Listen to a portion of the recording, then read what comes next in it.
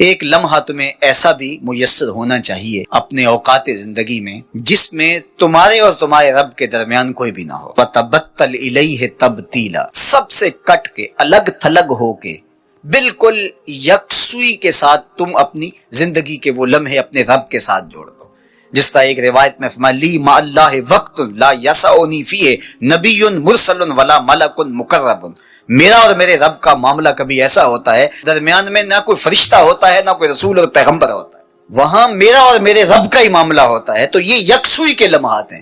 تو ہمیں بھی حضور علیہ الصلوۃ والسلام کے سینے سے نور لے کے اپنی زندگی میں کچھ ایسے اوقات مقرر کرنے چاہیے، اور وہ بہترین وقت میرے رب نے خود بیان فرمایا ناشیۃ اللیل ہے، وہ سحری کا وقت ہے، وہ رات کے لمحے ہیں، وہ پچھلے پہر کی مبارک گھڑیاں ہیں جب رحمتیں چھم چھم اتر رہی ہوتی ہیں اور اللہ کی رحمتیں بندے کا استقبال کر رہی ہوتی ہیں. تو اس وقت اگر اللہ کے حضور کھڑے ہو کے ربط قائم کیا جائے تو وہ اللہ کے ساتھ جڑنے کا بہترین وقت ہے. اور نماز میں تبتل ہو، جب ہم نماز پڑھ رہے ہوں تو مکمل انہماک رب کے ساتھ ہو. سیدنا علی المرتضیٰ رضی اللہ تعالیٰ عنہ کے بدن میں تیر لگا ہے اور وہ نماز میں مصروف ہیں اور تیر نکال لیا جاتا ہے. جب سلام پھرتا ہے تو پھر آپ کو پتہ چلتا ہے کہ یہ تو جو ہے وہ تیر تھا جو نکال لیا گیا. تو یہ انہماک ہے، رب کے ساتھ انہماک. اور وہ فرمایا گیا حدیث جبریل میں کہ اپنے رب کی اس طرح عبادت کرو کہ گویا تم اسے دیکھ رہے ہو. اور اگر یہ کیفیت پیدا نہیں ہوتی تو کم از کم یہ کیفیت تو ہو کہ وہ تمہیں دیکھ رہا ہے. فاتخذہ وکیلا، اور اسی کو کارساز بناؤ، اسی پر توکل، اسی پر بھروسہ، اپنے امور اسی کے سپرد کرو. جب اپنے امور اپنے رب کے سپرد کرنے کا مزاج پیدا ہو جاتا ہے زندگی سوکھی ہو جاتی ہے. تدبیر کریں، اس کے لیے حکمت عملی ضرور آپ وضع کریں، لیکن کچھ کام کر کے اللہ پہ چھوڑ دیں. اور توکل بھی یہی ہے کہ آپ گھٹنا بھی باندھیں اور سپرد اللہ کے کر دیں. اسی کی طرف سے کام ہوتے ہیں اور وہی کارساز حقیقی ہے. تو فرمایا کہ فاتخذہ وکیلا، اسی کو کارساز بنا لیجئے اور اسی پر اپنے کاموں کو چھوڑ دیجئے. جو کشتیاں اس کے نام پر ڈال دی گئیں وہ ڈوبتی نہیں ہیں، وہ منزل تک ساحل تک پہنچتی ہیں. تو ہمارا تو اتنا ہی کام ہے کہ کشتی ڈال دی، لیکن اس کو پار لگانا تو اسی کا کام ہے. تو اسی لیے ہم سواری پر بیٹھتے ہوئے کہتے ہیں کہ مالک اس کو مسخر تو نے ہی کیا ہے ہمارے لیے، ہمارے میں طاقت تو نہیں تھی کہ اس کو مسخر کر سکتے. تو یہ اس کے کرم سے ہوتا ہے. تو وہ اگر چاہے تو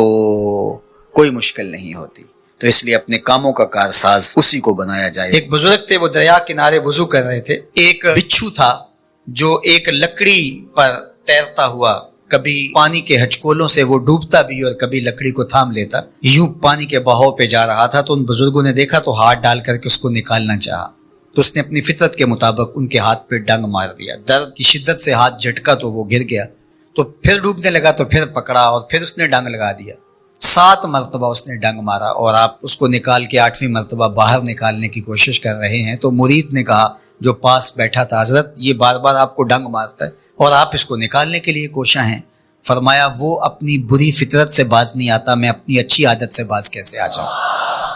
تو لوگوں کے ساتھ رویہ اچھا رکھے، وہ جو بھی رویہ رکھے. ہم کہتے ہیں کوئی اینٹ اٹھائے گا تو ہم آگے سے پتھر اٹھائیں گے، تو یہ کیا کمال ہوا. لوگ کہتے ہیں تم 1 قدم پیچھے ہٹو گے میں 10 قدم پیچھے ہٹوں گا، تو یہ کیا کمال ہوا. تم کہو میاں تم جتنے مرضی قدم پیچھے ہٹو، میں بھاگ کے تمہارا دامن پکڑ لوں گا، تمہیں جانے نہیں دوں گا، ایک دن تجھ کو بھی جیت لوں گا محبت کے زور پہ.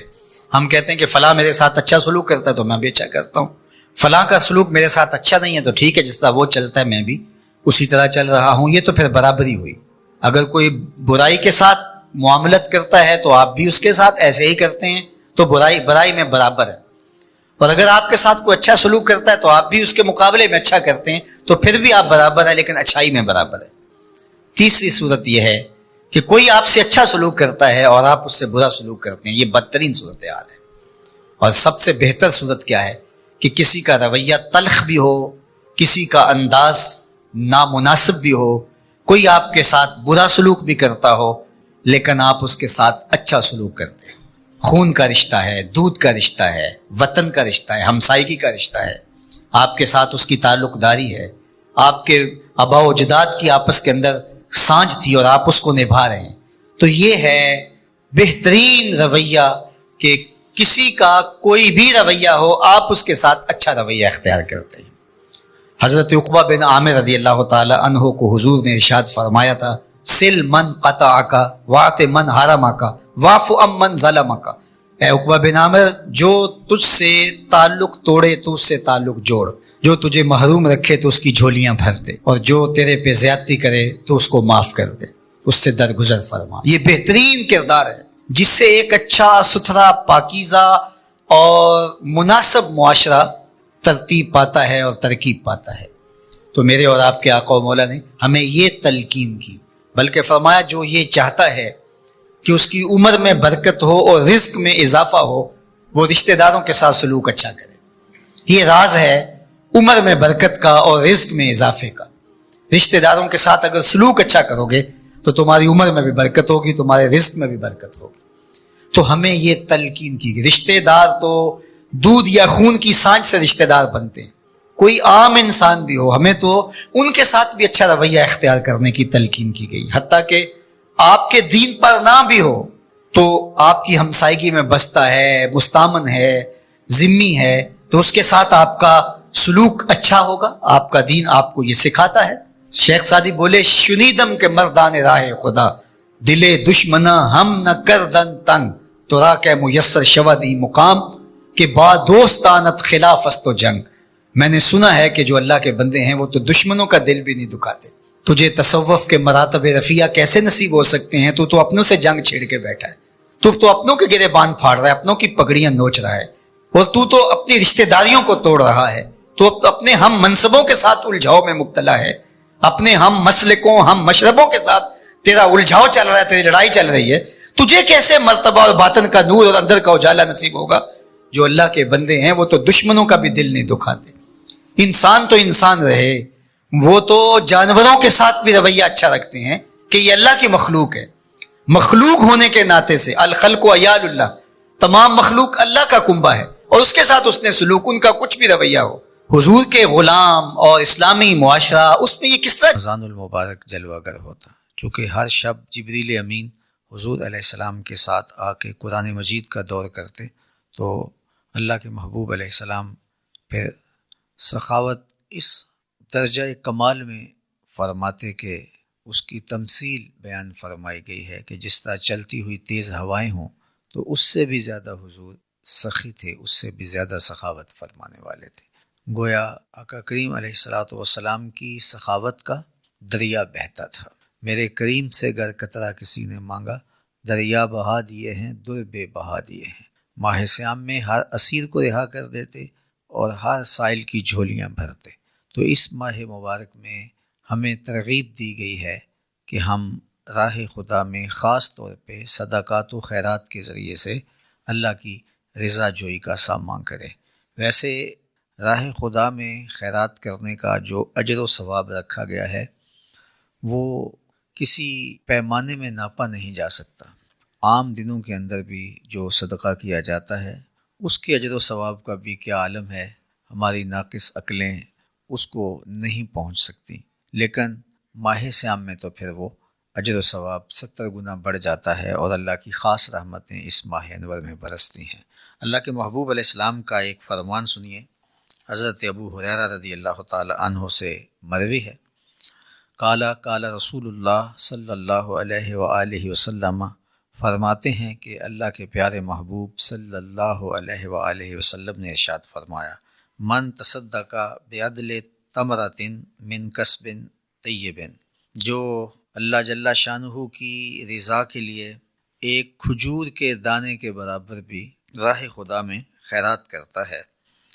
اور ساتھ فرمایا کہ وہ کسب طیب پاکیزہ رزق سے، چونکہ ولا یقبل اللہ الا الطیب، اللہ جل شانہ پاکیزہ رزق کے علاوہ قبول نہیں فرماتا۔ چوری کا مال، رشوت کا مال، لوگوں سے ہتھیایا ہوا پیسہ، لوگوں کا خون نچوڑ کر کے جمع کی گئی رقم سے آپ صدقہ و خیرات کریں اور اعمال خیر بجا لائیں، تو وہ تو اللہ کی ناراضگی کا سبب و ذریعہ ہیں۔ آپ نے حلال کمائی سے راہ خدا میں خرچ کیا، لازم نہیں کہ وہ کوئی بہت بڑا کام آپ کر گزرے، وہ تو توفیق دے اللہ اور آپ کے پاس مال کی، حلال طیب مال کی فراوانی ہو، تو آپ وہ بھی کر سکتے ہیں، لیکن کھجور کے دانے کے برابر، اللہ اکبر، صرف اتنا مال تم نے طیب پاکیزہ مال سے راہ خدا کے اندر خیرات کیا، تو اللہ کے محبوب فرماتے ہیں کہ وہ صرف طیب مال کو ہی قبول فرماتا ہے۔ وَإِنَّ اللَّهَ يَتَقَبَّلُهَا بِيَمِينِهِ، تو اللہ اس کو اپنے دست راست سے قبول فرماتا ہے، دائیں ہاتھ سے قبول فرماتا ہے۔ یہ متشابہات سے ہے، اس کا مطلب اور مفہوم یہ ہے کہ اللہ تعالیٰ اس کو بہت مسرت سے قبول فرماتا ہے، اسے بہت اچھا لگتا ہے کہ میرے بندے نے اپنے حلال رزق سے میرے لیے یہ مال پیش کیا، میری رضا جوئی کے لیے صدقہ دیا، خیرات کی، تو اس کو وہ اپنے مبارک دست راست سے قبول فرما لیتا ہے۔ اب وہ کون سا مال ہے جو صدقے کے لیے کسی غریب کو دیا گیا، کسی ضرورت مند کو دیا گیا، کسی حاجت مند کو دیا گیا، تو اللہ اس کو اپنے خاص فضل سے مالا مال فرماتا ہے اور اس کو اپنے دست راست سے قبول فرماتا ہے۔ اب وہ لوگ جو بعض اوقات صدقے اور زکوٰۃ کے مال کے حوالے سے تحقیر آمیز کلمات بولتے ہیں، ان کو یہاں غور کرنا چاہیے۔ تھوڑی آسودگی مل گئی، وسائل فراواں ہو گئے، ان کے پاس اچھا مال آ گیا، تو اب وہ اس کو بہت حقارت کے انداز سے صدقہ اور خیرات کا ذکر کرتے ہیں۔ میں نے ایک صاحب کو کہتے ہوئے سنا، جی وہ ایک جامعہ چلا رہے تھے کہ میں ان کو نہیں صدقہ کھلاتا جس طرح کوئی منحوس چیز ہو، جس طرح کوئی ناپاک چیز ہو۔ صدقہ راہ خدا میں دینے پر اللہ اس کو دست راست سے قبول فرماتا ہے، اور جس کے لیے صدقہ لینا جائز ہے، جو ضرورت مند ہے، جو حاجت مند ہے، اس کے لیے یہ کوئی بری چیز نہیں ہے، اس کی ترغیب دی گئی ہے، اور شریعت نے راہ خدا کے اندر خیرات کرنے کی ہمیں تلقین فرمائی ہے، اور اس سے ضرورت مندوں کی ضرورت کو پورا کیا جا سکتا ہے۔ ہاں، جو بندہ اللہ نے اس کو آسودہ رکھا ہے تو وہ بالکل اس کو قبول نہ کرے، اس کو وہ لگتا ہی نہیں ہے، اگر وہ لے گا تو اپنے پیٹ میں آگ بھرے گا، لیکن جس کے لیے وہ قبول کر رہا ہے اور اس کی ضرورت کو پورا کر رہا ہے تو اس پر اس کو خوشی ہونی چاہیے، نہ کہ وہ حقارت کے انداز سے اس کو دیکھ رہا ہو۔ تو بعض اوقات دین فہمی میں لوگوں کو مسئلہ ہو جاتا ہے، اور وہ ایسے سمجھتے ہیں جس طرح کوئی یہ ناپاک اور نجس مال ہو۔ صدقہ تو دوسرے مال کو بھی پاک کر دیتا ہے، اور اس کی ترغیب دی گئی ہے شریعت میں۔ اللہ جل شانہ نے غریبوں کی ضرورت کا اس کو ذریعہ بنایا ہے، وہ لاچار جو کسی وجہ سے کمانے کے قابل نہیں ہے، حتیٰ کہ جو راہ خدا میں جہاد کرنے والے ہیں ان کی ضرورت کے لیے بھی اس کو جائز رکھا گیا ہے۔ اس کے مصارف آپ پڑھیے تو یہ کوئی ایسی بات نہیں ہے کہ جس کو حقارت کی نظر سے دیکھا جائے۔ تو یہ کلمات یہ ہیں کہ وَإِنَّ اللَّهَ يَتَقَبَّلُهَا بِيَمِينِهِ، اللہ اکبر، وہ اس کو اپنے دائیں ہاتھ میں قبول کرتا ہے، ثم يُرَبِّيهَا لِصَاحِبِهِ، پھر اس کو اللہ تعالیٰ جس نے صدقہ دیا ہے اس کے لیے اس کو پالتا ہے۔ جس طرح کوئی شخص کسی کو پروان چڑھائے تو اس کی آگے مثال بھی ارشاد فرمائی، کما یربی احدکم فلوہ، جس طرح تم میں سے کوئی شخص گھوڑے کا بچہ یا اونٹ کا بچہ اس کو پالتا پوستا ہے اور جوان کرتا ہے، تو جب کوئی شخص صدقہ کرتا ہے اور وہ کھجور کے دانے کے برابر بھی ہو، انتہائی خوشی کے ساتھ اللہ تعالیٰ اس کو اپنی رضا کے ساتھ اس کو قبول فرماتا ہے، اور اپنے دست راست سے اس کو صدقے کو لیتا ہے اور اس کو اس کے لیے پالتا ہے، پوستا ہے، بڑا کرتا ہے، حتیٰ تکون مثل الجبل، یہاں تک کہ وہ بڑا ہوتے ہوتے پہاڑ کے برابر ہو جائے، یعنی اس قدر اس کا حجم بڑھ جاتا ہے جو ایک دانہ کھجور کا تم راہ خدا میں پیش کیا۔ تو اللہ جل شانہ اس کا اتنا اجر و ثواب دیتا ہے اور اس کو اتنا بڑا کر دیتا ہے کہ قیامت کے دن وہ پہاڑ کے برابر بندے کے سامنے پیش کیا جائے گا۔ اللہ اکبر، یہ اللہ تعالیٰ جل شانہ نے صدقہ و خیرات کرنے والوں کے اجر کو بیان فرمایا، اور اس کو امام بخاری نے، امام مسلم نے اپنی اپنی اسناد کے ساتھ روایت کیا۔ اللہ کے پیارے محبوب علیہ السلام نے ارشاد فرمایا، لا تحتقرن من المعروف ولو ان تلق اخاک بوجہ طلق۔ حضرت ابو ذر غفاری رضی اللہ تعالیٰ عنہ سے یہ روایت مروی ہے صحیح مسلم میں۔ آقا کریم نے ارشاد فرمایا کہ نیکی کو کبھی حقیر نہ جاننا، اگرچہ تم وہ اپنے مسلمان بھائی سے خندہ پیشانی کے ساتھ ہی کیوں نہ ملے ہو۔ یعنی تمہارا اپنے بھائی سے خندہ پیشانی سے ملنا یہ بھی صدقہ کے زمرے میں آتا ہے، اور اللہ تعالیٰ اس کو بھی اجر و ثواب اور اپنی خاص کرم نوازیوں سے مالا مال فرماتا ہے۔ اللہ کے پیارے محبوب علیہ الصلوۃ والسلام نے ہمیں صدقہ دینے کی، لوگوں کی ضرورتوں کی تکمیل کی ترغیب ارشاد فرمائی، اور یہ دین کی بنیادی تعلیمات میں سے ہے۔ اسلام کا جو معاشی نظام ہے اس میں زکوٰۃ ہے، صدقات ہیں، عشر ہے، دیگر ترغیبات ہیں جن کے ذریعے سے ہم اپنے معاشرے کے کمزور لوگوں کی مدد کرتے ہیں، ان کے کام آتے ہیں اور ان کی ضرورتوں کی تکمیل کرتے ہیں۔ حضرت عبداللہ ابن سلام رضی اللہ تعالی عنہ، جو اللہ کے محبوب علیہ السلام سے آیت و مناظرہ کرنے کے لیے تھے جب حضور مدینہ المنورہ میں ہجرت فرما کے مکہ شریف سے تشریف لے گئے، لیکن جو ہی انہوں نے آقا کریم کا جمال جہاں آرا دیکھا تو حضور کے چہرے کو دیکھ کر کے ان کے لبوں پہ کلمہ جاری ہو گیا، بلکہ جو یہود تھے علماء جنہوں نے ان کو مناظرے کے لیے باقاعدہ بھیجا تھا، اور وہ زاویوں میں بیٹھ کے، حجروں میں بیٹھ کے دعائیں مانگ رہے تھے کہ ہمارا مناظر جیت کے آئے، لیکن جب انہیں یہ خبر پہنچی کہ وہ بھی دل ہار بیٹھا ہے تو انہیں اتنا غصہ آیا کہ وہ عبداللہ ابن سلام کے پاس جا پہنچے اور کوسنے دینے لگے کہ سنا ہے تم نے کوئی بات بھی نہیں کی، کوئی عنوان بھی نہیں چھیڑا، اور ایسے تم نے مان لیا تو یہ بات تمہارے عالمانہ وقار کے خلاف ہے۔ کوئی بات کی ہوتی، انہوں نے جواب دیا ہوتا، ہم سمجھتے آپ کی علمی پیاس بجھ گئی، مطمئن ہو گئے، مان لیا تو بات بنتی تھی، لیکن آپ نے کوئی سوال تک نہیں اٹھایا اور گئے اور یوں ہی مان لیا اور کلمہ پڑھ لیا، تو تم نے تو یہودیت کی ناک خاک آلود کر دی۔ تو حضرت عبداللہ ابن سلام رضی اللہ تعالی انہوں نے اپنی کہانی جو بیان فرمائی وہ حضرت امام ابن ماجہ نے، امام ترمذی نے اور صاحب سنن دارمی نے روایت کی ہے کہ انہوں نے کہا کہ فلما تبینت وجہہ عرفت ان وجہہ لیس بوجہ کذاب، کہا کیا پوچھتے ہو، جب میں حضور کی خدمت میں حاضر ہوا اور میں نے آپ کا جمال جہاں آرا دیکھا، چہرہ انور دیکھا، تو میرے دل نے گواہی دی کہ یہ چہرہ کسی جھوٹے کا ہو ہی نہیں سکتا ہے، اور میرے لبوں پہ کلمہ جاری ہو گیا۔ تو حضور کا نورانی چہرہ ان کے ایمان کا باعث اور سبب اور ذریعہ بنا۔ تو خیر وہ یہود لاجواب ہو گئے، حضرت عبداللہ ابن سلام کو اللہ تعالیٰ نے ایمان کی دولت سے مالا مال فرمایا، پھر ان کے دیکھا دیکھی اور بھی کچھ یہودی جو تھے وہ بھی اسلام کی دولت سے مالا مال ہوئے، ابن یامین تھے، ابن اسید تھے اور باقی لوگ۔ اب حضرت عبداللہ ابن سلام فرماتے ہیں کہ جب میں حضور کی خدمت میں حاضر ہوا، ایک تو میں نے حضور کے چہرے کو دیکھا اور اس چہرے پر اترتے ہوئے انوار اور روشنیاں اور پھوٹتی ضیائیں اور اجالے جنہوں نے میرے دل کو بدل دیا اور میرے باطن میں اسلام کی روشنی کا سبب وہ چہرہ ہوا۔ دوسری بات جو انہوں نے بیان فرمائی کہ فکانہ اول شین سمیت ہو تکلم بہی، کہتے ہیں سب سے پہلی بات جو میں نے حضور سے سماعت کی، آقا کریم سے میں نے سننے کا شرف پایا، جو آقا کریم نے ارشاد کیا وہ کیا تھا، ان قالا ایھا الناس افشوا السلام۔ آقا کریم نے اپنے مخاطبین سے، صحابہ سے گفتگو کرتے ہوئے ارشاد فرمایا لوگو سلام کو عام کرو۔ جو مسلمانوں نے السلام علیکم السلام علیکم اور جواب میں وعلیکم السلام کا ہمیں کلچر دیا ہے،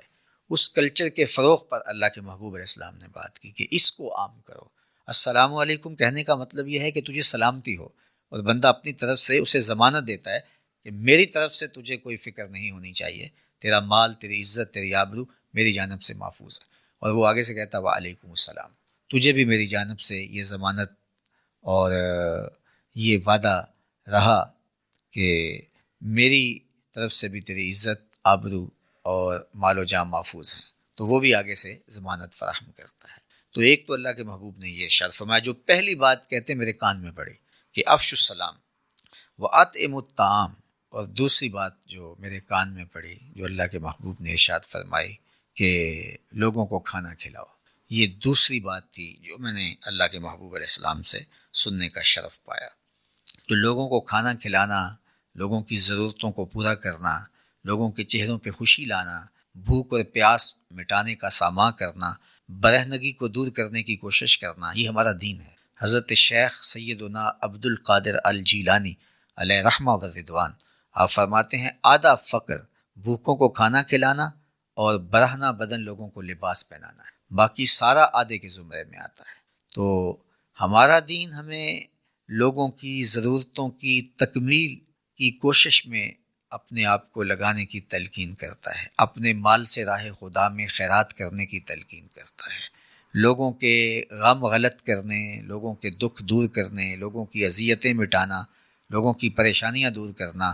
پیاس اور بھوک میں مبتلا لوگوں کی بھوک پیاس کو ختم کرنا، برہنہ بدن لوگوں کو لباس دینا، مشکل میں پھنسے ہوئے لوگوں کو مصیبت سے نکالنا، مفلوق الحال لوگوں کی ضرورت کو پورا کرنا، بیوگان، اراملہ، یتامہ، مساکین، کثیر العیال، سب لوگوں کی ضرورتوں کا خیال رکھنا، کتنا پیارا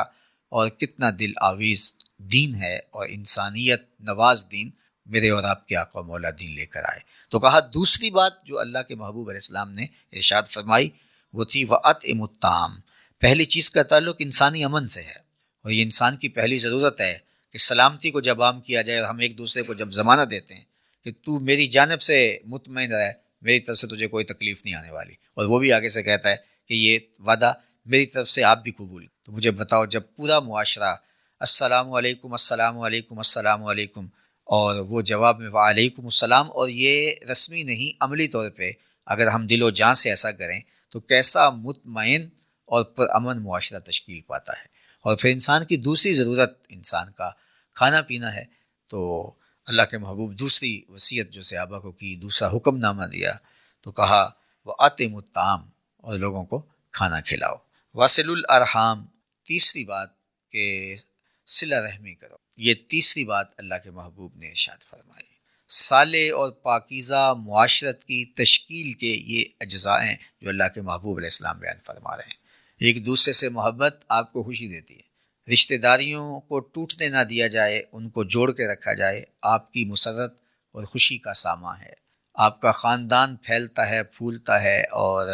آپ کو اس سے تسکین پہنچتی ہے۔ اور پھر ارشاد فرمایا وَصَلُّوا بِاللَّيْلِ وَالنَّاسُ نِيَامٌ، جب لوگ سو چکے ہوں تم مصلی بچھاؤ اور نماز پڑھنے لگ جاؤ۔ یہ تمہارا رب سے رب، پہلی تین چیزوں کا تعلق معاشرت سے تھا، اب فرمایا کہ وَصَلُّوا بِاللَّيْلِ وَالنَّاسُ نِيَامٌ۔ اب اس کا نتیجہ کیا ہوگا؟ چار چیزیں کل بیان فرمائی۔ سب سے پہلے افشوا السلام، دوسری چیز وَأَطْعِمُوا الطَّعَامَ، تیسری چیز وَصِلُوا الْأَرْحَامَ، اور چوتھی چیز وَصَلُّوا بِاللَّيْلِ وَالنَّاسِ نِيَامٌ۔ جب لوگ سو رہے ہوں، آغوش نیند میں دنیا اتر جائے، اور تم اٹھو، چپکے سے وضو کرو، مصلی بچھاؤ اور اپنے رب کے حضور کھڑے ہو جاؤ، اور تمہارا ربط اپنے رب سے قائم ہو جائے، دنیا والے بھی اس منظر کو نہ دیکھ سکیں، تاکہ ریا کا جو امکان ہے وہ بھی ختم ہو جائے۔ جب لوگ سو رہے ہوں گے تو پھر کس کے دکھاوے کے لیے تمہارے رکوع اور قیام اور سجدے ہوں گے؟ پھر تو تمہارا اور تمہارے رب کا معاملہ ہے، اور جس میں ریا داخل ہی نہیں ہو سکتی تو پھر کس قدر قربت الہی کا سبب اور ذریعہ ہے۔ یعنی تمہارے دن کے کرنے کے کام بھی بتائے، جو دن کا تمہارا ہوم ورک ہے وہ بھی بتایا کہ دن کو تم نے یہ کرنا ہے، اور رات کا ہوم ورک بھی بتایا کہ جب دنیا سو جائے اور نیند مسلط ہو جائے زمانے پہ، لیکن تم جاگ رہے ہو اور تم مصلی بچھا کے اپنے رب سے اپنے باطن کے تعلق کو مضبوط سے مضبوط تر کرنے کی کوشش میں لگ جاؤ۔ اس کا پھر نتیجہ کیا ہوگا؟ جب تم دن کا کام دن کے اوقات میں کرو گے اور رات والا کام بھی نہیں چھوڑو گے، تو فرمایا تدخل الجنت بسلام، تم سلامتی کے ساتھ پھر جنت میں داخل ہو جاؤ گے، تمہیں اللہ جل شانہ جنت کی بہاریں نصیب فرمائے گا، اور کوئی رکاوٹ نہیں ہوگی، کوئی راستے کے اندر مشکل نہیں ہوگی، ادھر سے آنکھ بند ہوگی، ادھر جنت کا دروازہ کھل جائے گا، اور اللہ جل شانہ تمہارے لیے آسانیوں کے در کشادہ فرما دے گا۔ جب صدقے کے فضائل بیان کیے جا رہے ہوتے ہیں تو اس وقت غریب آدمی سوچنے لگتا ہے، جس کے پاس مال و دولت نہیں ہے، بہت کم ہے، یا کہ میں کیسے کر سکتا ہوں یہ عمل؟ تو اس باب کا آغاز ہی کھجور کے ایک دانے سے ہوا ہے۔ یعنی دیکھیے کہ یہ غریب آدمی جو ہے وہ اس احساس میں نہ چلا جائے کہ صدقہ تو امراء کریں گے تو لاکھوں کروڑوں روپے کا صدقہ ہی صدقہ نہیں ہوتا، بلکہ کھجور کا ایک دانہ بھی اللہ اس کو کس طرح قبول فرماتا ہے، اور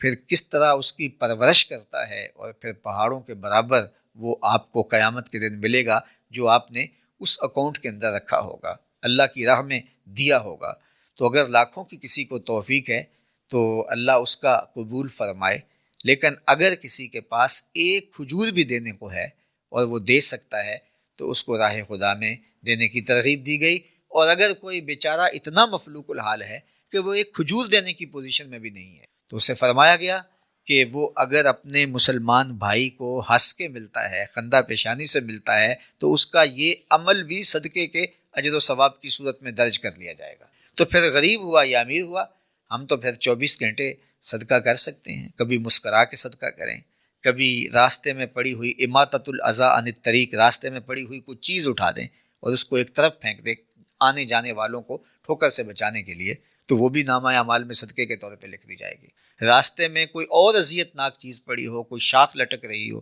جس سے لوگوں کو جو ہے وہ مزاحمت ہوتی ہو، تو اس کو آپ کاٹ دیں تو یہ آپ کے نامہ اعمال کے اندر صدقہ لکھ دیا جائے گا۔ حتیٰ کہ آپ درخت لگاتے ہیں تو وہ بھی آپ کے نامہ اعمال کے اندر صدقہ لکھا جاتا ہے۔ وہ درخت اگر پھل دار ہیں، اس سے چڑیاں اپنی غذا لیتی ہیں، تو وہ بھی آپ کے نامہ اعمال کے اندر صدقہ ہوتا ہے، اور اگر کوئی اس کے سائے میں آ کے بیٹھتا ہے تو وہ بھی آپ کے نامہ اعمال میں درج ہوتا ہے۔ حتیٰ کہ اس سے جو آکسیجن پیدا ہوتی ہے اور اس سے انسان اس آکسیجن کو لیتے ہیں، وہ بھی آپ کے نامہ اعمال کے اندر درج ہوگا۔ تو اللہ تعالیٰ جل شانہ نے تو بہت زیادہ وسعت رکھی ہے لوگوں کے لیے، جو ہم صدقہ کرتے ہیں قیامت کے دن جب نامہ اعمال تلیں گے تو نیکیاں زیادہ ہیں یا گناہ زیادہ ہیں، اور اس کے بعد جو فیصلہ ہوگا۔ لیکن اس سے قبل اللہ کے محبوب علیہ السلام کے ایک فرمان کو ملاحظہ کیجئے جو حضرت مرثد بن عبداللہ رضی اللہ تعالیٰ عنہ سے مروی ہے۔ کہتے ہیں کہ میں نے حضور علیہ السلام کے بعض اصحاب سے سنا، اور انہوں نے اللہ کے محبوب علیہ السلام سے سنا، قیامت کے دن جو مومن ہے وہ اپنے صدقے کی چھاؤں میں ہو، یہ صدقہ اس کے اوپر سایہ فگن ہوگا۔ تو صدقے کی چھاؤں میں لوگ قیامت کے اس 50,000 سال کے دن میں ہوں گے، پھر نامہ اعمال تلیں گے، اس کے بعد جنت یا اللہ ہمیں محفوظ فرمائے جہنم جہاں جانا ہوگا۔ لیکن اس سے قبل لوگ اپنے اپنے کیے گئے صدقات کے سائے میں اور چھاؤں میں ہوں گے۔ اللہ اکبر! صدقے کا زور کیا ہے، اس کی طاقت کیا ہے، اس میں توانائی کیا ہے، اس پر ایک حدیث سنیے اور آج کی نشست اختتام کو پہنچتی ہے۔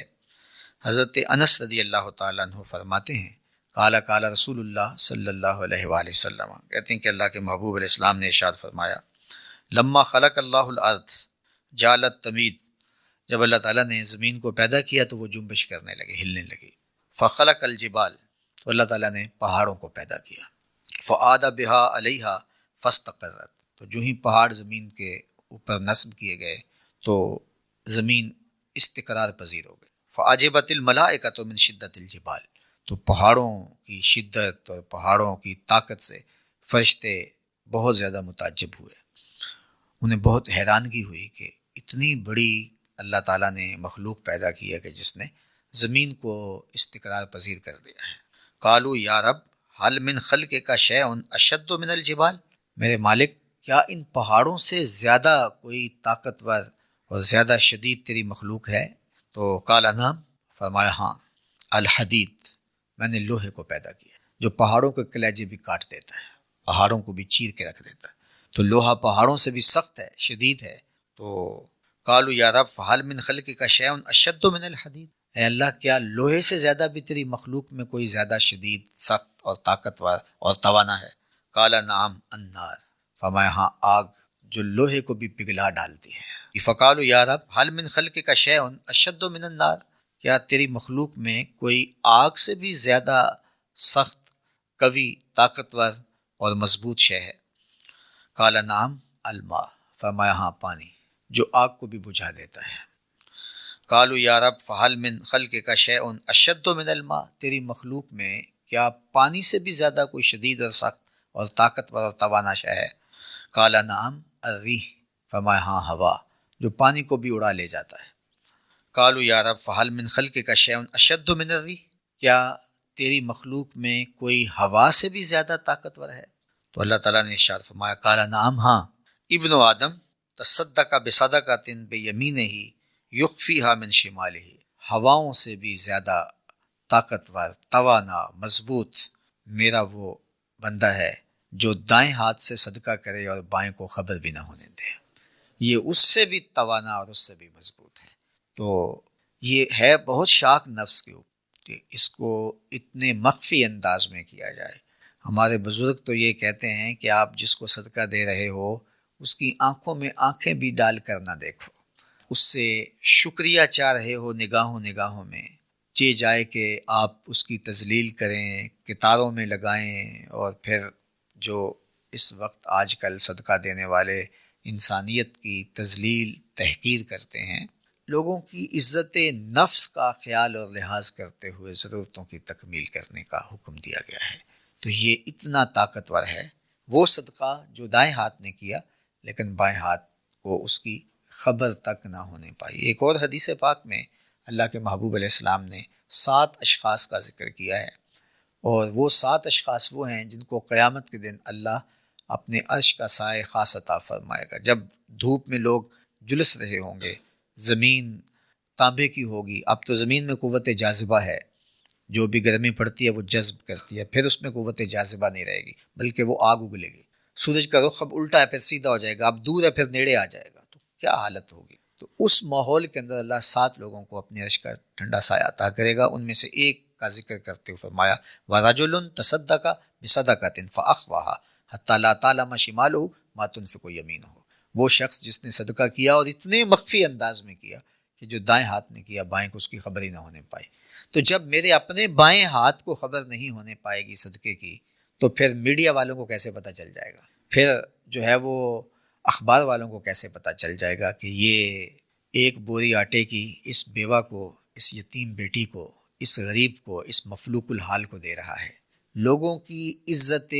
نفس کا خیال رکھ کر کے صدقہ دینے کی ترغیب ہے۔ ہاں ایسی جگہیں جہاں آپ کا مقصد ترغیب ہو اور وہ کسی ذات سے جڑی ہوئی چیز نہ ہو، مسجد کے لیے فنڈ مانگا جا رہا ہے، کسی اور ایسے منصوبے کے لیے فنڈ مانگا جا رہا ہے جہاں کوئی ایسی ذات سامنے نہیں، اور آپ اس لیے اس کا اعلان کرتے ہیں کہ باقیوں کو ترغیب ہو، تو وہ ایک الگ چیز ہے۔ لیکن جہاں کسی شخص کے انفرادی معاملات ہیں تو وہاں اس کو ہائی لائٹ نہ ہونے دے، وہاں تو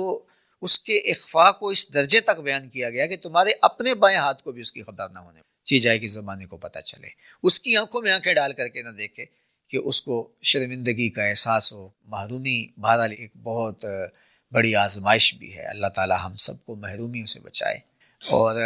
ہمیں لینے والا نہیں دینے والا بنائے، لیکن جب دینے والے ہم بن جائے تو لینے والے کو حقیر نہ سمجھے۔ دینے والوں کے لیے ہماری زبان سے، ہمارے رویے سے، ہمارے عمل سے، بلکہ ہماری سوچوں میں بھی کوئی ایسی بات نہ آنے پائے جس سے وہ ان کا حق ہے۔ علماء نے کہا کہ زکوٰۃ دینا ہمارے اوپر واجب ہے، لیکن غریب کے اوپر زکوٰۃ لینا واجب نہیں ہے۔ غریب ہونے کے باوجود اگر وہ کہے میں نہیں لیتا تو اس کے اوپر تو دینا واجب ہے، اس کے اوپر تو لینا واجب نہیں ہے۔ تو یہ تو اس کی مہربانی ہے جس کی وجہ سے اس کا واجب ادا ہوا، اگر وہ انکار کر دے تو یہ کیا کر سکتا ہے۔ تو گویا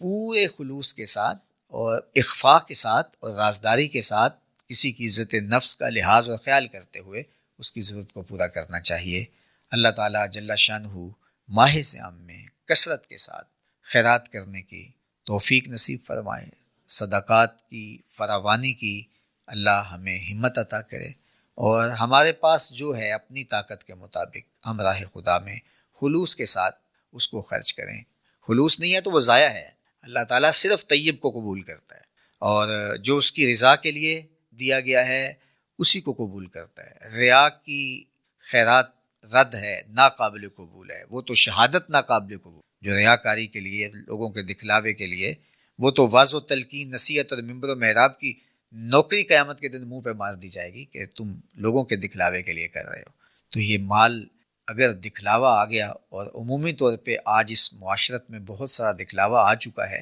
تو یہ بات اچھی طرح ہمیں ذہن نشین رکھنا چاہیے کہ اللہ تعالیٰ دکھلاوے کو تو بالکل قبول نہیں کرتا۔ ریا کو شرک کہا گیا ہے، کسی ابن آدم کے عمل کو شرک نہیں کہا گیا سوائے ریاکاری کو۔ تو جو بھی توفیق ہو اچھی نیت کے ساتھ رضا الہی کے حصول کے لیے پاکیزہ مال سے اس کو پورا سال خیرات کرتے رہیں، لیکن اس مہینے میں خاص طور پہ راہ خدا میں دیں۔ اللہ آپ کو مجھے اپنی پناہوں کا حصار دے اور آبرومند زندگی سے نوازے۔ وآخر دعوانا ان الحمدللہ۔